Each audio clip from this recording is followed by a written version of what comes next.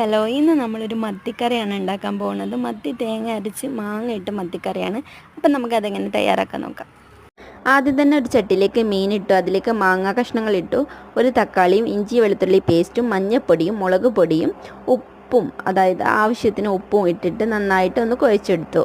അതിലേക്ക് നമ്മൾ എന്നിട്ട് കുറച്ച് വെള്ളം ഒഴിച്ചിട്ട് നമുക്കൊന്ന് തിളപ്പിച്ചെടുക്കാം. ആ സമയം നമുക്ക് അത് തിളയ്ക്കുന്നത് വരെ നമുക്ക് തേങ്ങ തയ്യാറാക്കാം. തേങ്ങയിലേക്ക് നമ്മൾ കുറച്ച് മുളക് പൊടിയും കുറച്ച് മല്ലിപ്പൊടിയും ഇട്ട് കൊടുത്തിട്ടാണ് നമ്മൾ കുറച്ച് വെള്ളം ഒഴിച്ചിട്ട് അരച്ചെടുത്ത്. ഇപ്പോൾ ഇതാ കറിയൊക്കെ നന്നായിട്ട് വെന്തിട്ടുണ്ട്. അതിലേക്ക് നമ്മൾ അരപ്പ് ഒഴിച്ച് കൊടുത്തു. ഇനി നമുക്കതിനേക്ക് ഒരു വറവിടാം. അതിലേക്ക് കുറച്ച് വെളിച്ചെണ്ണ ഒഴിച്ചെടുത്തു. അതിലേക്ക് നമ്മൾ ഉലുവ ഇട്ട് കൊടുത്തു. ഉലുവ പൊട്ടി വരുമ്പോൾ നമുക്കതിലേക്ക് കുറച്ച് ചെറുള്ളിയും കുറച്ച് കറിവേപ്പിലയും ഇട്ട് കൊടുക്കാം. എന്നിട്ട് നന്നായിട്ടൊന്ന് വഴറ്റിയെടുത്തിട്ട് നമുക്ക് ഈ കറിയിലേക്കൊന്ന് താളിച്ച് ഒഴിച്ച് വയ്ക്കാം. അപ്പോൾ നല്ല ടേസ്റ്റാണ്. എല്ലാവരും തയ്യാറാക്കണം. ഈ മാമ്പഴക്കാലത്ത് ഒരു മാങ്ങ അരച്ചിട്ടുള്ള